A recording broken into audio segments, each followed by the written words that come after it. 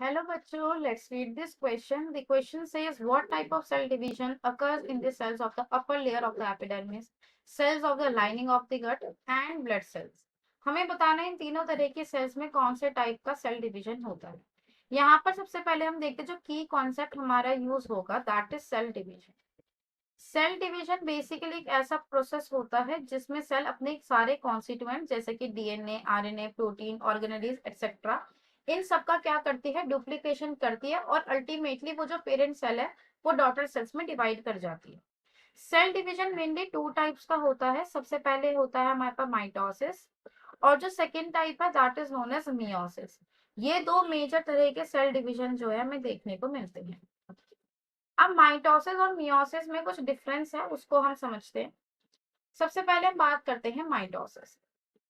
जो माइटोसिस होता है उसे हम इक्वेशनल सेल डिवीजन के नाम से भी जानते हैं। हम इसे इक्वेशनल क्यों कह रहे हैं, इक्वेशनल हम इसलिए कहते हैं क्योंकि यहाँ पर हम बात करेंगे क्रोमोसोम नंबर की। देखो, इसको हम इस तरीके से समझते हैं। मान लीजिए ये क्या है, ये हमारे पास एक पेरेंट सेल है। जब एक पेरेंट सेल माइटोसिस करती है ना, तो माइटोसिस करने के बाद एक पेरेंट सेल से दो डॉटर सेल्स बनती है। कितनी डॉटर सेल्स बनती है? दो डॉटर सेल्स बनती है। तो मान लीजिए डीसी जो है वो डॉटर सेल्स को डिनोट कर रहा है। अगर मैं कहती हूँ पेरेंट सेल की प्लॉइडी जो है 2n थी, यानी कि वो डिप्लॉयड था, उसके पास टू सेट्स ऑफ क्रोमोसोम्स थे। इन द सेम वे जो आपकी डॉटर सेल्स है उसकी भी प्लॉइडी क्या रहेगी? 2n, यानी कि डिप्लॉयड ही रहेगी, यानी कि उसके पास टू सेट्स ऑफ क्रोमोसोम्स ही रहेंगे।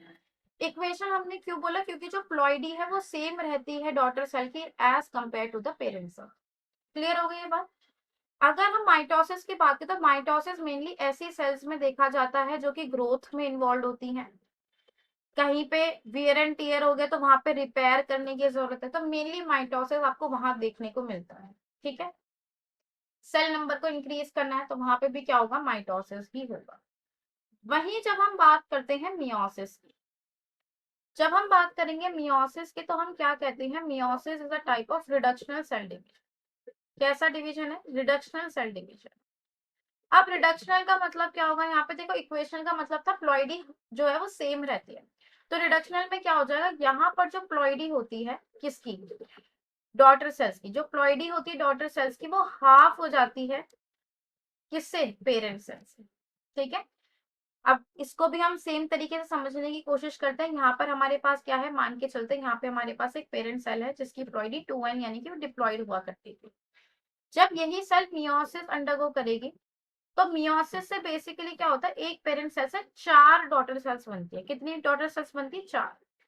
तो यहाँ पर हम बना देते हैं चार डॉटर सेल्स। ये जो हमारे पास चार डॉटर सेल्स है इनकी जो प्लॉइडी है वो हाफ हो जाती है, यानी कि हर एक जो हमारी डॉटर सेल है अब वो हेप्लॉइड होगी, यानी कि उसके पास सिर्फ और सिर्फ एक ही सेट ऑफ क्रोमोसोम हो। तो यहाँ पर हम क्या देखते हैं कि जो प्लॉइडी है डॉटर सेल की वो हाफ हो जाती है compare to the parent cell. Clear हो गई ये बात? इसीलिए हमने मियोसिस को क्या बोला? Reductional cell division. दूसरी चीज मैंने क्या बताई? एक पेरेंट सेल से कितनी डॉटर सेल्स बनती है? चार डॉटर सेल्स बनती है। वहीं अगर हम माइटोसिस में देखें तो एक पेरेंट सेल से दो डॉटर सेल्स बन रही है। ठीक है, अब हम देखते हैं कि ये जो हमारा मियोसिस मेनली हमें कहाँ देखने को मिलता है।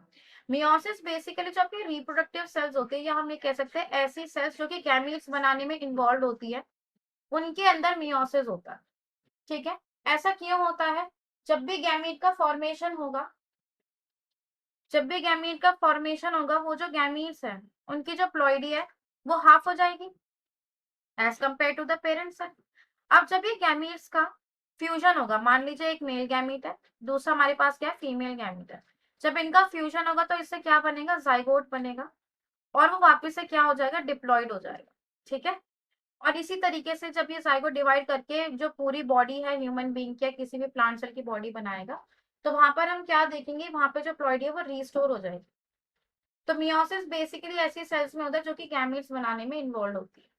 तो क्वेश्चन में हमें तीन तरह की सेल्स दे रखी है। एक हमें बता रखा है एपिडर्मिस, जो हमारी अपर लेयर है एपिडर्मिस की, वहां पे जो सेल्स होते हैं, बताओ वहां पे कौन सा डिवीजन होगा पूछा गया। तो एपिडर्मिस हमेशा जो आउटसाइड एनवायरमेंट है उसके साथ डायरेक्ट कॉन्टेक्ट में रहती है, तो वहां पर जो वियर एंड टीयर होने के चांसेस है वो बहुत ज्यादा होते हैं। तो वहां पे वापस से सेल्स को रिपेयर करने के लिए, उनकी ग्रोथ करने के लिए क्या होगा? वहां पर होगा माइटोसिस। तो एपिडर्मिस में क्या हमें देखने को मिलेगा, माइटोसिस देखने को मिलेगा। फिर अगर हम बात करें लाइनिंग ऑफ गट की, देखो जो हमारी गट की जो लाइनिंग है उधर जो पीएच है बार बार चेंज हो रही है। या अगर हम एक एग्जांपल लेके चले, मान लीजिए हम स्टमक की बात करें हमारी गट में, तो स्टमक के अंदर HCl जो है वो बहुत ज्यादा होता है। HCl यानी कि हाइड्रोक्लोरिक एसिड, जिसकी वजह से जो पीएच है वो बहुत ज्यादा लो हो जाती है। और उस एसिडिक पीएच में जो हमारी सेल्स है वो डाई कर जाती है, मर जाती है, they can not survive in that acidic pH. तो वहां पर भी क्या होगा, वहां पर भी जो सेल्स हैं उनको क्या शो करना पड़ेगा, माइटोसिस अंडरगो करना पड़ेगा। ठीक है। लास्टली हमें दे रखा है ब्लड सेल्स। जो ब्लड सेल्स है, ऑब्वियस सी बात है, ब्लड सेल्स को भी अपना नंबर बढ़ाना है ना, तो वो भी क्या करेगी, माइटोसिस ही करेगी। तो आइए देखते हैं इस क्वेश्चन का करेक्ट ऑप्शन क्या होगा। सबसे पहले वो कह रहा है mitosis, yes this option is correct. Meiosis 1, meiosis 2 नहीं, मियोसिस 1 भी नहीं हो सकता, मियोसिस 2 भी नहीं हो सकता, क्योंकि मियोसिस का ही पार्ट है। और मैंने बताया मियोसिस कहाँ होगा, ऐसी सेल्स में जो गैमीट्स बनाने में इन्वॉल्व है। बोथ बी एंड सी भी नहीं हो सकता, तो इस क्वेश्चन का जो हमारे पास करेक्ट आंसर आता है that is option A. I hope you understood it well. Best of luck.